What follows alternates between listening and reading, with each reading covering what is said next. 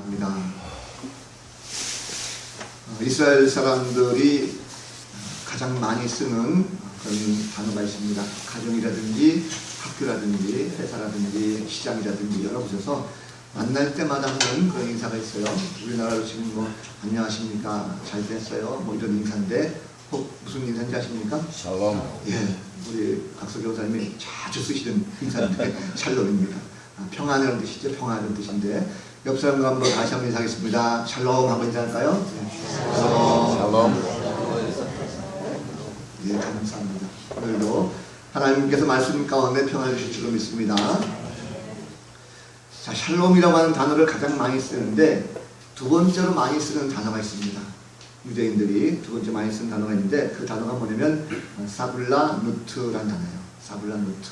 한번 따라 해보시겠습니까? 사블라누트. 사블라누트. 네, 이거 무슨 말이냐면 참아라, 좀 기다려라, 인내해라 이런 뜻입니다.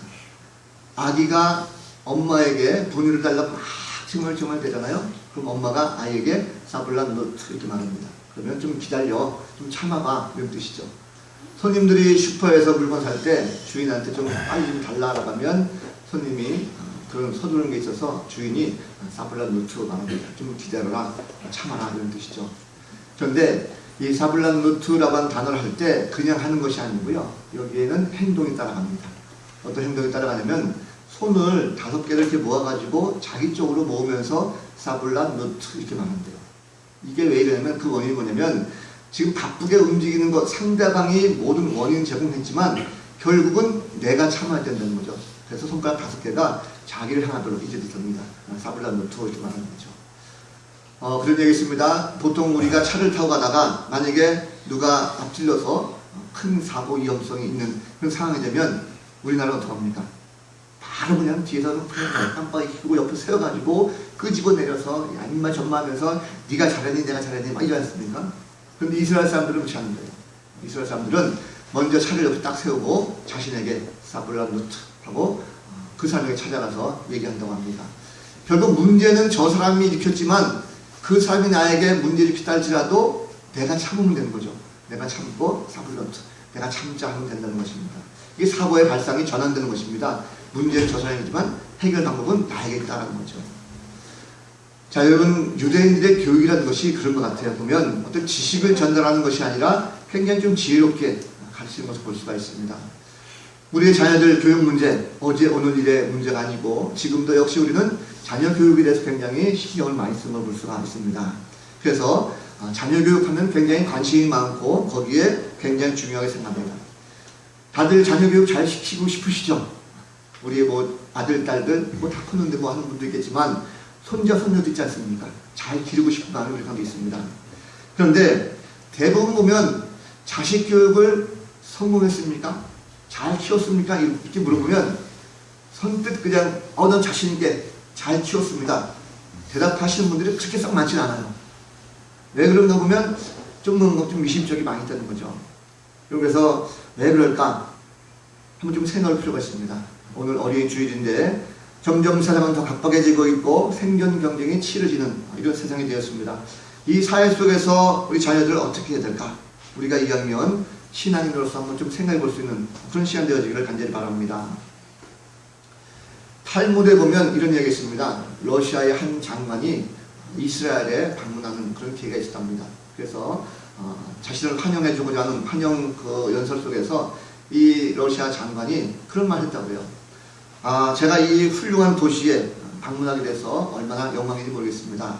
제가 볼 적에 이 도시에서는 아주 많은 현인들, 훌륭한 위인들이 아마 많이 태어났을 것이라 생각이 듭니다. 라고 이 러시아 장관이 말했습니다.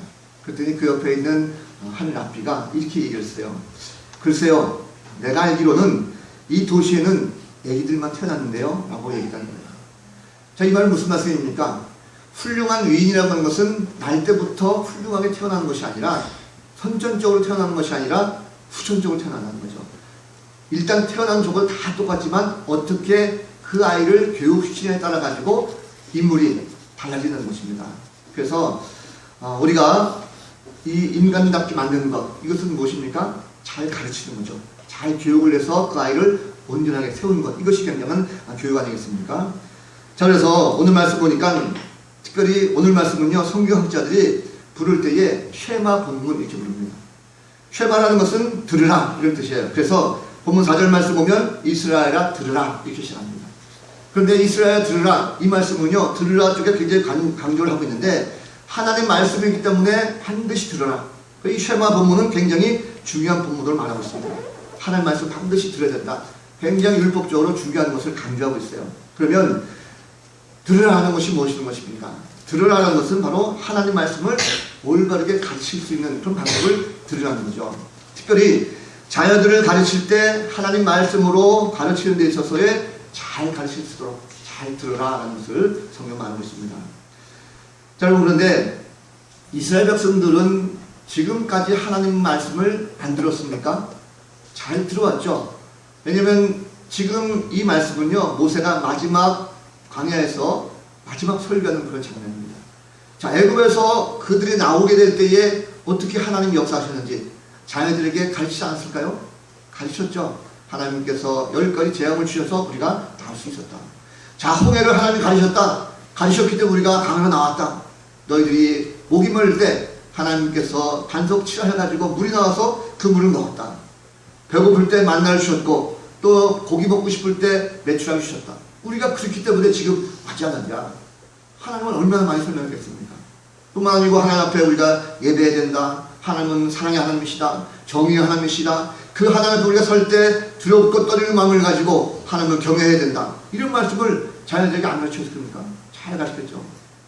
어쩌면 아이들이 자라면서 10살, 20살 쭉 자라면서 이 말씀을 계속 들어왔기 때문에 어쩌면 더 이상 듣지 않아도 될 만큼 굉장히 귀가 따갑게 들었을 거예요. 자, 여러분, 이런 모습을 한번 생각해보면 우리도 마찬가지입니다. 여러분, 우리가 우리 자녀들을 가지고 얼마나 많은 말씀을 가르쳤습니까? 우리가 매 순간순간마다 정말 잘 가르치려고 노력했었고 성경에 나와 있는 모든 것들을 정말 열심히 가르치려고 나름대로 애를 썼어요. 성경에 나오는 여러 가지 아담이라든지 아브라함, 그다음 다윗이 누구인지, 또 모세 이야기 마찬가지고 신약에 와서 베드로는 어떤 제자인지, 바울은 어떤 사도인지 얼마나 많은 걸 가르쳤습니까? 뿐만 아니죠. 그 하나님께서 우리에게 어떻게 역사하시는가? 우리 가정에 하나님께서 이렇게 역사하셔서 우리가 정말 힘들고 어려울 때 하나님께서 이렇게 역사하셔서 지금 가정까지 우리가 잘 견뎌왔다. 그 하나님의 은혜다. 얼마나 많이 가르쳤습니까? 하나님은 사랑의 하나님이시다. 신실하신 하나님이시다. 네가 정말 열심히 하나님을 잘 믿으면 그 하나님은 우리에게 복 주신다. 늘 우리는 자녀들에게 많이 가르쳤습니다. 어렸을 때부터 가르쳤기 때문에 사실 지금 아이들이 자란 아이들은요, 청년 때에 그 아이들에게 또다시 얘기하면 아이들은 역정 많이 내죠. 엄마는 맨날 그 얘기 또 한단 말이죠. 성경 나오는 그 다윗 얘기는 어렸을 때부터 들었는데 뭘 또 그 얘기를 합니까? 다 알고 있어요. 굳이 나한테 얘기하지 않아도 압니다 하고 아이들 얘기하죠. 자, 그러면 한번 생각해 보십시오. 그러면 그런 아이들, 어렸을 때부터 신앙적으로 말씀을 잘 들었던 아이들이 과연 지금 성장하고 성숙해서 잘 자라고 있는가? 이 아이들이 사회 속에 나가서 세상에 잘 적응하고 말 그대로 빛으로 소금으로 참된 성실한 그리스도인으로서의 삶을 잘 감당하고 있는가 말입니다. 만약에 그렇게 잘 가르쳤다고 한다면 아이들은요, 행복해야 되는 거죠. 세상 속에 나가서도 행복할 것이고 교회 오는 것도 행복한 것이고 신앙생활 자체가 정말 즐겁고 행복한 이 모습들이 아이들에게 보여야 되지 않겠습니까? 그런데 과연 우리 아이들이 그렇게 보이냐는 거죠. 아마 대부분 보면 노 이럴 거예요. 우리 아이들은 아직도 좀 뭔가 부족한 것 같아요. 그럼 이유가 뭡니까? 원인이 뭡니까? 사람들은 항상 가르칠 때 보면 말씀대로 올바르게 가르치는 것이 아니라 어떤 지식 전달, 성경의 지식 전달하고 형식적인 이런 것들만 강조하는 경우가 참 많습니다. 자, 이스라엘 백성들 보십시오. 이미 오래전부터 하나님을 알았어요. 다시 왔습니다. 하나님이 어떤 분이신지 그분의 능력과 성품에 대해서 어렸을 때부터 교육을 받아왔어요. 말씀대로 살면 복 주시고 또 선한 길로 인도하신다라고 가르쳐왔어요. 근데 오늘 하나님께서는 모세에게 마지막 그의 설교 가운데 들으라 이스라엘아 하면서 말씀과 특별히 자녀들에게 말씀을 잘 가르치도록 격려하고 있습니다. 우리 신앙의 역사도 마찬가지입니다. 우리 오랜 역사가 있죠. 물론 나 대의에 처음 예수 믿으신 분이 있겠지만 대체적으로 보면 10년, 20년, 30년 혹은 뭐 2대, 3대째 가는 이런 분들 많이 있어요. 자, 그렇다고 하면 하나님께서 굳이 우리들에게 또다시 말씀을 잘 가르치라 이 말씀을 왜 하셨을까? 그럼 도대체 우리가 뭘 가르쳐야 됩니까? 우리가 뭘 어떻게 가르쳐야 아이들에게 올바르게 교육할 수가 있습니까? 오늘 말씀 보니까 하나님께서는요, 모세를 통해서 이스라엘 백성들에게 자녀들을 가르치는데 특별히 하나님을 사랑하도록 말씀을 가르치라라고 말씀하고 있습니다. 자, 하나님을 사랑하도록 말씀을 가르치라. 본문 4절 말씀 보니까요, 거기에 처음 말 가운데 우리 하나님 여호와라는 단어가 있습니다. 우리 하나님 여호와라고 하는 단어를 시작했는데 자녀들을 가르치는 데 있어서는 5절 말씀 보니까 우리가 아니라 내 하나님 여호와를 사랑하라 이 말씀을 하고 있어요. 자, 우리라고 하는 공동체가 아니라 내 하나님 여호와를 사랑하도록 가르치는 것입니다. 이 말씀은 어떤 의미가 있냐면, 여러분, 하나님을 사랑하는 것은요, 각 개인에게 인격적으로 찾아오시는 그 하나님을 만나고 그 하나님을 고백하도록 가르치라는 것입니다. 다르게 말하면, 좀 쉬운 말로 말하면, 부모가 만난 하나님을 가르치는 것이 아니라 자녀들이 직접 하나님을 만나서 그 하나님 앞에 자신의 신앙을 고백하도록 자녀들을 가르치라는 거예요. 우리는 부모의 생각을 많이 주입시키죠. 그래도 내가 이렇게 신앙생활을 했으니까 너도 자식아 제발 좀 그렇게 믿어. 이게 우리들의 교육 방법입니다. 그런데 성경이 말하는 건 그것이 아니라 자녀들이 어떻게 하면 하나님과 1대1 만남을 가질 수 있을까? 1대1로 하나님과 만나서 인격적으로 하나님을 체험할 수 있도록 그 하나님을 가르치라는 거예요. 그래서 뭐라 말합니까? 마음과 뜻과 힘을 다하라 했어요.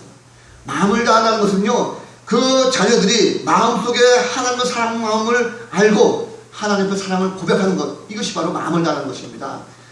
뜻을 다하는 것은요, 자신이 하나님 앞에 모든 예배 가운데 내가 드리는 예배가 정말 은혜스러운 예배구나라는 것을 알고 예배의 그 자리에 자녀들이 나와서 기쁨을 가지고 예배할 수 있도록 만들라는 거예요. 힘을 다하는 것은요, 이 자녀가 하나님의 은혜를 내가 입었으니까 그 은혜가 얼마나 기쁘고 얼마나 감사한지 내가 예배에 나왔을 때의 그 은혜, 하나님의 은혜를 경험하고 그 은혜 가운데 더욱더 구체적으로 하나님을 사랑하라 이렇게 가르치라는 것입니다. 자, 우리가 한번 생각해 보십시다. 우리가 과연 자녀들을 하나님을 사랑하도록 가르쳤습니까? 우리는 그렇게 가르치지 못했어요. 대부분 보면 부모들이 세상을 사랑하라고 가르친 적이 참 많습니다. 세상을 사랑하는 것은 무엇입니까? 너희 세상 속에서 출세하려면 돈을 많이 벌어야 돼. 너희가 많이 배워야 돼. 좋은 대학 가야 돼. 인류기업 들어가야 돼. 이게 부모들의 교육방 아니겠습니까? 세상을 그렇게 가르치면서 그래 너희가 힘이 있어야 돼. 이 세상 살아가려면 너희가 출세해야 돼. 이걸 우리가 많이 가르쳐야 되는 거죠. 그럼 많은 돈과 출세 이런 것이 있으면 아이들이 정말 행복합니까? 제가 설교 준비하면서 통계자를 봤어요. 지난 5월 1일 날 통계입니다. 5월 1일 날 조선일보에 나타난 통계자료인데 연세대학교 사회성장연구소에서 조사한 그런 자료예요. OECD 국가 22개 국가 중에서 자녀들, 청소년들에 대한 행복지수를 조사했습니다. 그 조사 국가 대상이 22개 국가인데 우리나라가 거기에서 아이들이 정말 행복한가? 라고 하는 질문에 22개 국가 중에서 20위를 차지했습니다. 그러니까 아이들이 행복하지 못하는 거죠. 그것도 그나마 좀 나은 것이 작년에는요 22개 국가 중에서 꼴찌였습니다. 그런데 올해는 2단계가 올랐어요. 그래서 재밌는 건 뭐냐면 이 아이들이요 물질에 대한 행복지수는 2위입니다. 핀란드에 이어서 2위가 됐어요. 그 물질 행복지수는 뭐냐면 내가 현재 가지고 있는 용돈, 쓰는 학용품, 먹는 거, 입는 거 이런 물질에 대한 행복은, 만족은요 2등이라는 거예요. 그런데 스스로 행복하지 못하다라고 정화를 쳐있다는 거죠. 특별히 우리 청소년들 가운데 자살에 대해서 많이 생각하고 있다고 하는데 자살에 대해서 적어도 3번 정도 내가 자살하고 싶어라고 하는 그 생각을 3번 정도 해서 자살위험군에 포함되어 있는 아이들이 조사 대상 가운데 10%가 넘는 걸 봤습니다. 아이들이 행복하지 않다는 거죠. 행복하기 위해 가지고 가장 필요한 것이 뭘까? 가장 행복에 필요한 조건이 뭘까라고 질문했을 때 초등학교 애들은 그나마 40%가 가정이라고 얘기했어요. 그런데 고등학교 아이들의 40%는요 가정이 아니라 돈이라고 대답했습니다. 돈이 있으면 행복하다는 거죠. 우리 아이들이 지금 그렇게 생각하고 있다는 거예요. 여러분, 누구의 탓을 할 것이 아니라 우리가 자녀들에게 정말 하나님을 사랑하도록 말씀을 잘 가르쳤는가? 우리는 하나님을 사랑하는 방법, 이것을 먼저 가르쳐야 될 줄로 믿습니다. 돈이라든지 명예라든지 권력을 어떻게 질 것인가, 얼마나 많이 벌 것인가, 이걸 가르치지 말고 먼저 하나님을 진심으로 사랑하는 방법. 그래서 그 하나님 앞에 예배에 나오고 함께 그 예배자 나올 때에 즐거워하고 내게 주신 하나님의 은혜, 그것이 얼마나 깊고 큰 은혜인가, 그걸 아는 자녀들, 이것을 가르칠 수 있는 그런 성도들이 되어야 될 줄로 믿습니다. 이것이 바로 올바른 자녀들이라는 거죠. 또 하나님께서 모세에게 말씀하기를 자녀들에게 말씀을 마음에 새기도록 가르치라 말씀하고 있어요. 자, 마음에 새기라는 것은요, 마음속에 담다, 마음속에 있게 하다, 이런 뜻입니다. 이 말은 무슨 의미가 있냐면 하나님 말씀을 들을 때 그 말씀을 들으면서 단순히 기억하는 정도가 아닙니다. 머릿속에 기억하라 이 정도가 아니라 말씀을 내 모든 삶의 행동이나 생각에 있어서 잘 적용할 수 있도록 성숙한 신앙으로서 인격을 소유할 수 있도록 그 인격을 가르치라는 거예요. 그래서 이 아이들이 실제 삶 속에서 좋은 인격을 가지고 성장해서 나름대로 그리스도의 향기를 잘 바를 수 있도록 그 아이들에게 마음에 새기도록 가르치라는 것입니다. 이것은 이례적인 것이 아니에요. 한 번만 듣고 끝나는 것이 아니라 지속적으로 그의 삶 가운데 그리스도의 향기를 바랄 수 있도록 가르치라는 것입니다. 왜 이 말씀을 강조하냐면, 여러분 이스라엘 백성들 한번 생각해 보세요. 이스라엘 자녀들이 말씀을 몰랐습니까? 말씀을 어렸을 때부터 잘 들었어요. 말씀을 맡은 자들이었습니다. 그런데 그들이 어떻게 됐습니까? 말씀을 잘 들었으면 그들이 더욱더 성장하고 나라는 부강해졌어요. 그런데 그 나라는 멸망하고 말았습니다. 왜 그렇습니까? 말씀을 들었어도 마음에 새기지 않게 되어버렸습니다. 그냥 형식적으로 들었기 때문에 말씀을 새기지 못하고 형식적으로 듣다 보니까 듣고 흘려버렸다는 거죠. 결국 그것은 지식으로 남아있을지 모르지만 삶에 적용되지 못했다는 것입니다. 그 말씀에 지배받지 않으면 그렇게 됩니다. 우리가 말씀을 마음에 새겨서 삶의 원리를 삼지 아니하면 아무리 말씀 많이 알아도 그것은 헛된 것이고 결국 범죄를 피할 수가 없습니다. 우리 이 시대에 얼마나 많은 기독교인들이 있습니까? 그런데 왜 하나같이 기독교인들이 범죄를 저지르고 있어요? 말씀을 알더라도 마음을 새기지 못해서 그런 거죠. 정말 중요한 것은요, 오늘날 우리 청소년들 많은 자녀들이 예배에 참석합니다. 성경 공부 많이 배웁니다. 그런데 말씀에 대한 지식은 들어가고 있어요. 그런데 그것이 마음판에 새겨지지 않기 때문에 오히려 그것으로 말미암아 더욱더 범죄 현상에 나가는 이런 경우가 참 많습니다. 우리는 자녀들이 말씀을 깊이 새길 수 있도록 함께 도와줄 수 있는 큰 부모가 될 줄로 믿습니다. 또 하나님 말씀하십니다. 모세에게 자녀들에게 말씀을 가르치는데 부지런히 가르치라 말씀하고 있어요. 자, 여러분 부지런히 말씀을 가르치라면서 때와 장소를 가지 말고 부지런히 가르치라. 그럼 특별히 부지런히 가르치라 하는 이 말씀은요, 시시때때로 자주 가르치라 이런 말씀은 되겠지만 제가 성경을 쭉 보니까 이 말씀은 어떤 의미가 있냐면 부지런이라는 뜻은요, 말씀이 무엇을 의미하는가, 그 말씀이 의미하는 바를 좀 예리하게 잘 파악해서 그 뜻을 제대로 가르치라 이런 뜻이 있어요. 그러면 이 말씀은 어떤 의미가 있냐면 특별히 부모들 잘 들으시기 바랍니다. 부모들은요, 말씀을 자녀들에게 가르칠 때 그 말씀이 정말 하나님 말씀임을 잘 새겨질 정도로 가르치기 위해서 부모가 먼저 그 말씀을 깨달으라는 거예요. 부모가 말씀을 먼저 확실하게 깨닫고 깨달은 말씀을 정확하게 아이들에게 가르치라는 거죠. 그냥 성경에 있으니까 이걸 가지고 전하는 것이 아니라 부모가 먼저 이 말씀이 어떤 의미가 있는지 잘 깨닫고 잘 파악하고 그리고 나서 자녀들에게 말씀을 제대로 가르치라는 거예요. 우리는 하나님 말씀을 얼마나 자녀들에게 제대로 알고 가르칩니까? 부모는 제대로 신앙생활을 하지 않으면서 자녀들에게 잘하라, 아이들에게 올바로 키울 수 있습니까? 절대 그러지 못합니다. 나는 주일에 한 번도 말씀 안 봐요. 한 번 듣기도 하는 모습이 없습니다. 근데 아들에게 말씀 봐라, 기도하라는 애들이 믿겠습니까? 공부도 마찬가지죠. 부모가 맨날 TV 보면서 딴짓하고 있는데 자녀들이 공부해라 하면 아기들이 하겠습니까? 절대 그것은 안 한다는 거죠. 우리가 자녀들에게 먼저 가르치려고 한다면 우리가 올바른 신앙으로 서 있어야 될 것입니다. 말씀을 들어도 이해하고 깨닫는 것이 있어야 된다는 거죠. 자녀들에게 영적인 것을 가르치려고 한다면 부모가 먼저 영적 성숙함이 있어가지고 먼저 갖춰져 있어야 되는 거죠. 주일날 부모가 교회 안 와요. 자기는 놀러가면서 자녀들에게 너는 꼭 교회 가, 이런 부모가 가겠습니까? 자녀들이 가지 않는다는 거죠. 그럼 아무리 그렇게 강요하면 아이들은 부모를 우습게 생각합니다. 자라는 아이들에게 말씀을 잘 가르치려 하십니까? 그렇다고 한다면 부모가 먼저 말씀을 잘 깨달을 수 있도록 우리 스스로가 먼저 기도하시고 부지런히 준비하시기 바랍니다. 또 하나는 무엇을 통해서 말씀하신 것이 무엇입니까? 아이들을 가르칠 때 강론하라고 말씀하셨어요. 강론하면서 가르치는 거죠. 강론한다는 것은요, 억지로 가르친다는 뜻이 아닙니다. 아이들을 앉혀놓고 그냥 주입식으로 학교라든지 그냥 교회에 앉혀놓고 강적으로 말씀을 가르치는 것이 아니라는 거죠. 이 말씀은 어떤 의미가 있냐면, 부모라는 것은요, 교회에서나 가정에서 삶이 일치돼야 된다는 거예요. 그래서 가정에서도 신실한 모습이 있어야 아이들의 신앙 지도할 때 아이들이 보고 그것을 따라간다는 것입니다. 그래서 무조건 봐주고 무조건 아이를 위한다고 해서 그것이 다 좋은 것이 아니라는 거죠. 잘못한 것은 잘못했다라고 지적할 수 있는 부모, 이런 부모가 돼야 되는데, 요즘 보면 그것이 없는 것 같아요. 요즘 보면 아이들 그냥 하나밖에 없으니까 그냥 오냐오냐 하면서 아이들 뭐 잘못을 해도 그냥 다 봐주려고 하고 뭔가 실수해도 그냥 다 넘어가는, 이것이 요즘 부모들 모습 아니겠습니까? 오냐오냐 한다고 해서 결코 좋은 것이 아니는 거죠. 이런 얘기 있습니다. 어느 한 가정이 노총각이 만나가지고 40이 넘어서 결혼했어요. 40이 넘어서 결혼했으니까 빨리 아이를 낳고 싶었겠죠? 그런데 아이가 들어서지 않습니다. 그러다가 50이 넘어서 겨우 아이를 갖게 됐어요. 얼마나 기쁩니까? 아들을 낳았어요.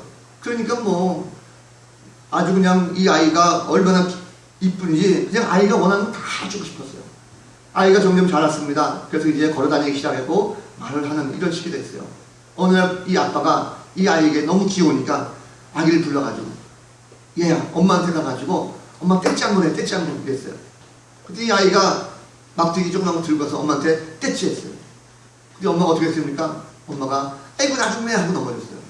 그러니까 아이가 막 가면서 묻는 거예요. 엄마가 그러면서 아빠한테 가서 떼찌 해, 이러니까 이 아이가 또 가서 아빠한테 또 떼찌 했어요. 그러니까 아빠도 아이고 나중에 하고 까르르 울었어요. 자, 이 일을 하면서 아이는 재밌다고 계속 반복이 됐고, 엄마 아빠는 그럴 때마다 다 받아줬습니다. 문제가 생겼습니다. 이 아이가 점점 자라가지고요, 그 습관이 돼가지고 학교에 들어갔더니 학교에서 아이들을 때리기 시작합니다.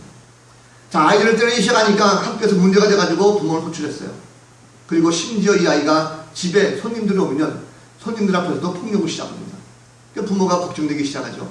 청소년 때 이 아이에게 많이 가르쳤는데 아이가 그 폭력이 사라지지 않았어요.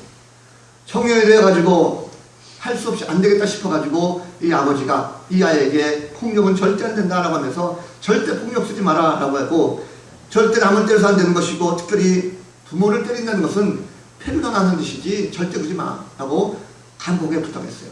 근데 이 아들은 하는 말이, 저는 남을 때려야 기분이 풀려요. 그리고 남을 때려야 내가 화나는 것도 풀려요 하면서 오히려 더 화를 내고 역정내면서 부모에게 끊임없이 손찌검을 하고 폭력을 시도하는 이런 아들로 변화했다는 것입니다. 공부는 비록 잘했다 할지라도 그 폭력 때문에 이 엄마와 아빠는 결국은 그 정신적인 충격을 받아가지고 죽고 말았다는 거죠. 이것이 실화입니다. 세상에 사는 이야기 나오는 얘기예요. 이런 얘기가 옛날에 우리 때는요 정말 있을 수 없는 일이었어요. 그런데 요즘 보면 얼마나 많이 있습니다.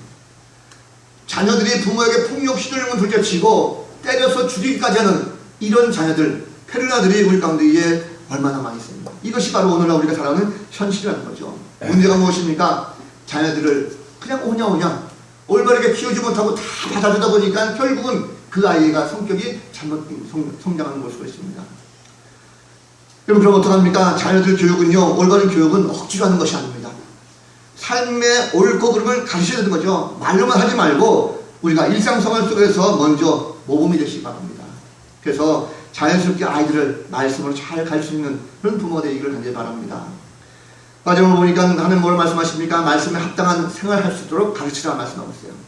자녀들에게 말씀을 기호 삼고 표로 삼고 기록하게끔 가르치라 말씀하고 있어요. 이 말씀은 아이들이 살아갈 때 항상 그 말씀을 기준으로 삼아라. 그래서 어떤 행동을 하든지 어떤 생각을 하든지 항상 말씀을 기준으로 삼고 그 말씀에 흔들리지 않도록 아이들을 잘 가르치라, 이 말씀입니다. 우리 아이들은요 점차적으로 성장합니다. 잘 자라면 아이들은 우리를 떠나게 돼 있어요. 시집가고 장가가면 다 떠납니다. 뿐만 아니죠, 우리가 이제 나이 들어서 세상을 떠나게 되면 우리의 아이들이 이 세상을 책임지고 살아야 돼요. 그러면 이 아이들 어떤 문제가 생기고 걱정이 생기면 뭘 가지고 기준점을 삼겠습니까? 적어도 우리는 말씀을 중심으로 기준을 잡고 살아가는 이런 자녀들로 만들어야 된다는 거죠. 결코 그거 쉽지 않습니다. 때로는 힘들고 어렵고 고난 가운데 빠질 수 있어요. 그런데 그럼에도 불구하고 우리가 그렇게 가르쳐야 됩니다. 그래야 아이들이 나중에라도 그런 문제가 생겼을 때 힘을 가지고 이길 수 있는 능력이 생긴다는 거죠. 이 하나님의 자녀들이 세상적인 학문을 좋아하는 것이 아니라 하나님 말씀을 잘 가르칠 수 있도록 우리에게 요구하고 있습니다. 그래서 세상의 유혹에 시험에 넘어가지 않도록 우리가 말씀을 붙잡고 가르칠 수 있도록 자녀들을 교육하는 그런 부모가 되기를 원하는 것입니다. 하나님의 자녀들이 말씀을 중심으로 살아갈 때 보호해 주십니다. 자녀들이 아무리 힘들고 어렵고 고난과 역경 속에 있다 할지라도요, 말씀 중심으로 살아가는 그런 자녀들은 결코 하나님이 포기하지 않습니다. 그리고 예수님도 이 땅에 오셔서 말씀을 가르치셨어요. 제자들에게 말씀을 가르치시고 우리들에게 말씀을 가르치셨습니다. 말씀의 모범이 되신 분이 바로 주님이시죠. 우리는 부모로서 자녀들을 마땅히 가르쳐야 됩니다. 그것이 책임이죠, 사실은. 그 세상에 가르칠 것이 얼마나 많이 있습니다. 지식도 가르쳐야 되는 것이죠. 그다음에 건강도 잘 유지할 수 있도록 가르쳐야 되죠. 인생의 성공 비결도 가르쳐야 되는 것이죠. 사람과 사람과의 인간관계 가르쳐야 되는 것이고, 또 사회 속에서 생존 경쟁 이길 수 있는 방법 얼마든지 많이 가르칠 수 있습니다. 그런데 다 세상 사람들이 가르치는 것, 우리도 역시 가르치면, 우리는 여기면 뭔가 좀 다른 방법을 가지고 가르칠 수 있는 그런 성도가 되지 않겠습니까? 세상 부모들은 육적인 성공만 가르칩니다. 그러나 우리 하나님을 믿는 백성들은요, 영적인 삶을 먼저 가르쳐야 되는 것입니다. 그래서 우리가 하나님의 백성들은 영적 삶을 완전하게 이룰 수 있도록 말씀을 잘 가르치는 것 굉장히 필요한 것입니다. 하나님 말씀은 생명력이 있어요. 그래서 히브리서 10장 4절 말씀 보면 하나님 말씀은 살아있고 활력이 있어서 좌우에 나서 어떤 검보다도 예리하여 혼과 영과 관절과 골수를 찔러 쪼개까지 하며 또 마음의 뜻과 생각을 판단하신다라는 말씀이 있습니다. 그 말씀을 잘 가르치게 될 때 하나님 말씀은요, 아이들에게 지식만 가르치는 것이 아니라 지혜도 가르칩니다. 세상이 주는 지혜, 그것이 아니라 하늘로부터 오는 지혜, 하나님께서 주신 지혜를 아이들에게 배울 수가 있다는 것입니다. 그래서 삶의 우선순위를 잘 정하는 이런 자녀가 될 줄로 믿습니다. 하나님께서 말씀을 통하여 세상을 살아가는 길을 안내해 주십니다. 세상에 알 수 없는 진리를 가르쳐 준다는 거죠. 영생에 대한 비밀 누가 알겠습니까? 우리가 영적으로 가르칠 때 그것을 알게 됐고, 삶의 궁극적인 목적이 무엇인지를 자녀들이 잘 알고 따라가는 그런 모습으로 바뀔 수가 있습니다. 제가 다녀오면 보니까요, 여러분 하나님 말씀을 잘 배운 자녀들은 세상의 지식과 지혜도 더불어 주십니다. 뿐만 아니고 참된 하나님의 자녀로 삼으셔서 세상 속에 살 때 정말 빛으로 소금으로 그 모든 걸 잘 감당할 수 있도록 만들어주십니다. 세상 가운데 살 때에 하나님께서 세상 판단력, 지도력, 결단력까지 다 주셔서요, 항상 머리가 될지언정 꼬리가 되지 않도록 만들어주신 것이 바로 하나님의 모습을 찾아볼 수가 있습니다. 말씀을 맺습니다. 여러분, 부모는 자녀 교육을 책임져야 됩니다. 우리가 세상 속에서 이 아이들이 참된 그리스도인으로서 일꾼으로 살아갈 수 있도록 잘 가르쳐야 돼요. 중요한 것이 무엇입니까? 부모인 우리가 먼저 말씀대로 살아가려고 노력하고 또 그것을 지키려고 노력해야 하는 거죠. 그렇게 되면 자녀들이 자연스럽게 우리를 따르게 되는 것입니다. 말씀을 사모하고 말씀을 배우고 말씀을 묵상하고 날마다 우리는 말씀 중심으로 우리 스스로가 먼저 노력하고 준비할 수 있는 그런 부모가 되어야 될 줄로 믿습니다. 그러기 위해서 우리가 말씀을 듣고 깨닫는 자리로 좀 나오시기 바랍니다. 예배라고 하는 것은요, 하나님의 말씀을 듣고 또 말씀을 배우는 자리예요. 그래서 하나님은요, 자녀들이 예배하는 것을 기뻐하십니다. 이제 4월 다 끝났고 5월달 가정의 달 됐습니다. 요즘 보면 가정이 무너지고 굉장히 힘들어하는 그런 가정들 참 많이 있습니다. 자녀 교육 때문에 힘들어하는 그런 가정들 많이 있는데, 자녀 교육의 회복을 위해서, 가정의 회복을 위해서라도 우리가 먼저 스스로가 부모로서 본 자녀로서 먼저 예배 회복, 말씀에 대한 회복이 우리 가운데 있었으면 좋겠습니다. 부디 한 주간 동안 그런 말씀을 잘 기억하시고 함께 영적으로 깨어있는 복된 성도 되시기를 우리 구주 예수 그리스도 이름으로 간절히 축원합니다. 다 같이 일어나셔서 함께 찬양하겠습니다.